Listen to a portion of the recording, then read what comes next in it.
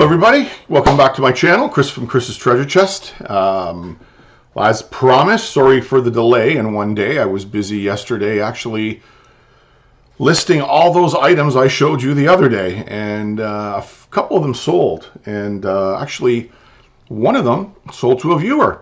They actually sent me a message, and I'll show you which one it is, and I want to thank you for that sale. I really appreciate it. And as promised, I'm going to show you the studs and duds of the week, episode number 4. I hope you like this segment, guys, and from all the feedback I'm getting on these videos, it seems like a lot of you are enjoying them, and it kind of shows you the true life of selling on eBay. Everything is not glorious all the time, and I've got a couple, I think, in this. I think I got 10 to show you today. And there's one I took a bath on so bad, man, and oh, I'll tell you that story when we get there. But anyways, let's start from the top, and this is the first one. I showed you guys this in my last video. I picked this up. I'm trying to remember now, $12.99.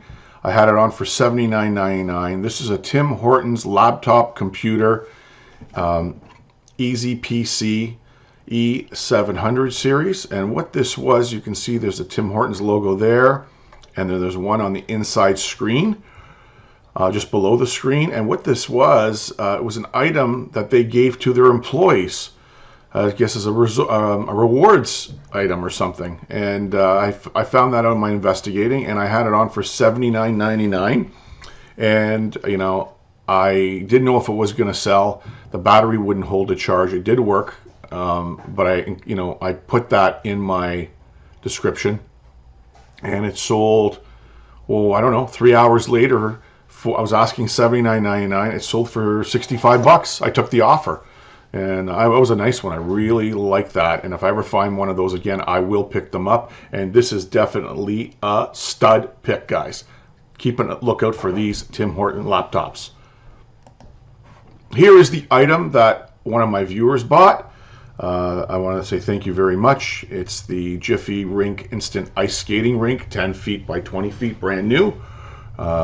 It's going out to beautiful British Columbia to make a young gentleman's Christmas or birthday, I can't remember, because it was a gift. And they're going to set it up in their backyard, and they're going to create a skating rink this year, which is a good idea since all the arenas are shut down. But that was a great pickup, and again, this is a stud find. I would definitely pick this up again if I saw it. Now here's one I thought I was going to make a little more money on. This is a Sony 4.5 to 5.6 75 to 300 millimeter camera zoom lens. I thought this was a different lens that was worth about $100. I think I picked it up for $15 or so in the showcase at the Value Village, and when I got it home, it wasn't what I thought it was, so I listed it for $39.99. A little bit on the high side. The average for these lenses, for this particular lens, sells around $24 to $29. A guy offered me $29, and I took it just to unload it. Would I buy this particular lens again unless I got it for $1? No. It is a dud. I wouldn't pick this one up. The higher end Sony ones for sure, but just you got to be really particular when you're selling camera lenses, guys. Everything's in the detail of the lens, and you got to make sure you got to put in the description with all the actual description on the lens. Sorry, I'm trying to get at, so you can see what it's really worth. All right.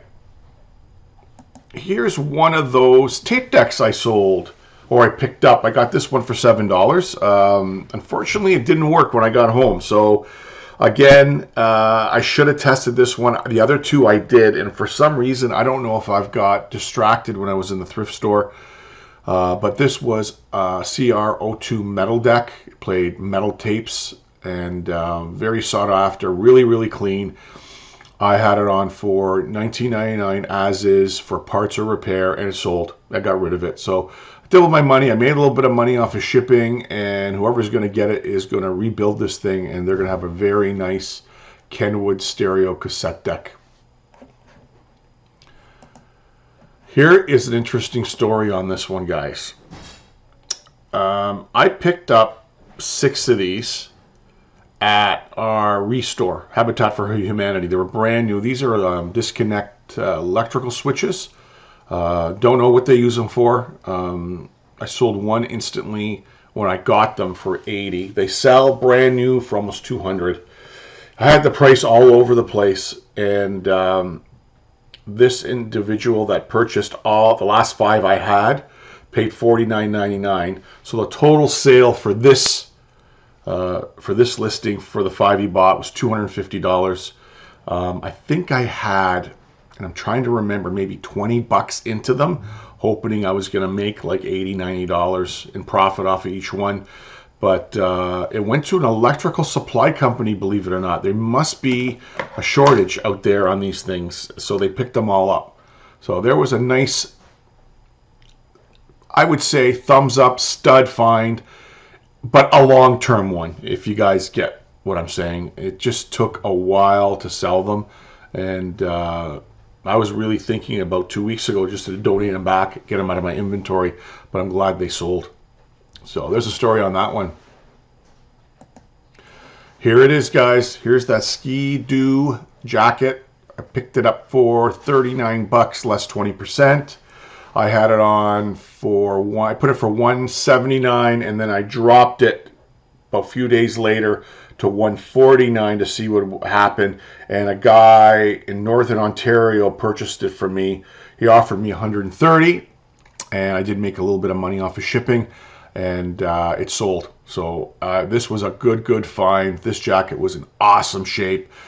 Would I buy this again? Absolutely, every single time. Huge stud find, 100%. I made $100, so it was a good flip. Made me very happy. Here's one, guys, I got for nothing. This is one of those food saver vacuum sealing machines. You put your food in the bag and it sucks the air out and seals it. I got $8 in it, and I listed it for $29.99, and it sold. Would I buy it again? Maybe for a fast flip. Maybe this was a condition too. This one was an amazing brand new condition, so I knew it would sell. Is it a big margin maker? No, but you know what? I'm going to give it a thumbs up. I think it would be still a stud find because they do sell on a regular basis. People are looking for them. Okay, here's the one I took a bath on, and I'm going to explain this story. And I've featured this one in a video a while ago. I don't know if it was last summer. I had it for a while. This was in the auction. It has to be. It's before COVID, for sure. This was in the auction in Salvation Army in Waterdown.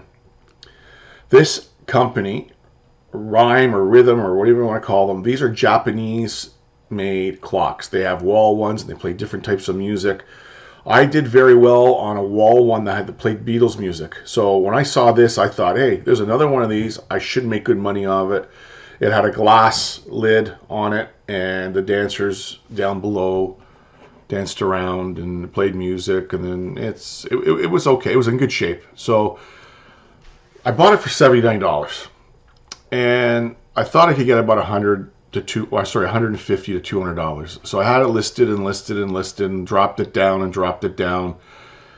and then I dropped it to around $79.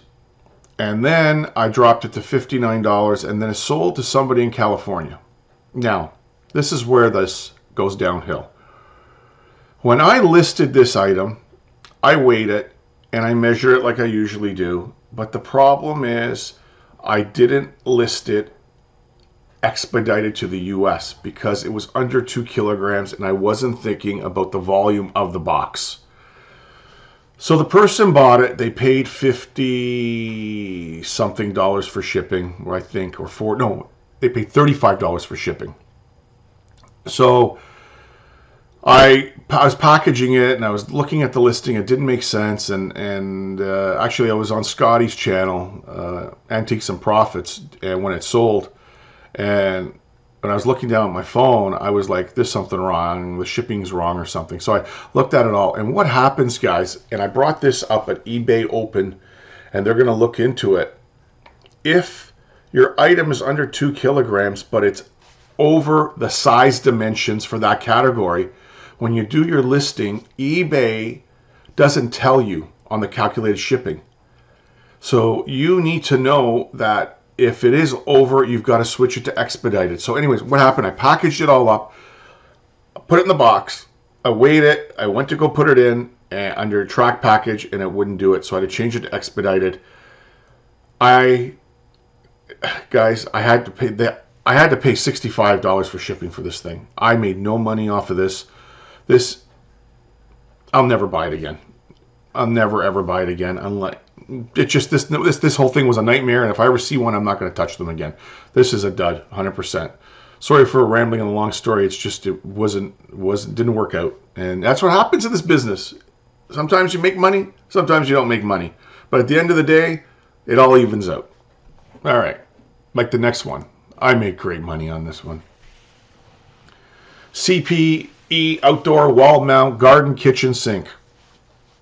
This thing was, it's a pretty blurry picture there. This is a better picture. This thing goes on your wall, and you hook up your hose to it, and this was brand new in the box. I think I picked it up for $14.99 around there, or $19.99 less 20. I put it on for $149.99, and it sold for $135 to a person in I think North York, Ontario, and they've received it and they absolutely love it. If I ever found this again, would I buy it? Absolutely. This is a heavy duty stud find. Highly recommend. These are the items that people pass in thrift stores that people are looking for, and you can make money on these every single time. So be on the lookout for something like that. And the last one, and I want to tell you guys, blank media, especially cassette tapes, brand new sealed cassette tapes.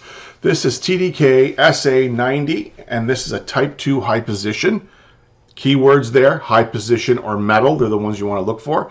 And I picked these up for $4 in a bag on the wall. I was asking $59.99. Person gave me $49.99. Absolutely picked it, sold it to them. I took the offer, and this is something that is out there all the time. People walk right by them.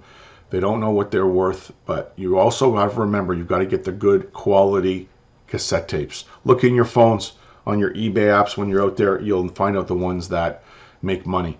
Is this a thumbs up? Yes, absolutely stud find, guys. I would get this any time of the day. I look for them all the time.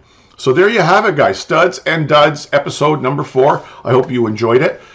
If you liked the video, hit that thumbs up button, smash it for me, and any comments below on any of the items that I showed you would be greatly appreciated. I read them all, and I try to respond to as many as I can. So guys, that's it for today, and I hope you have a great rest of the day.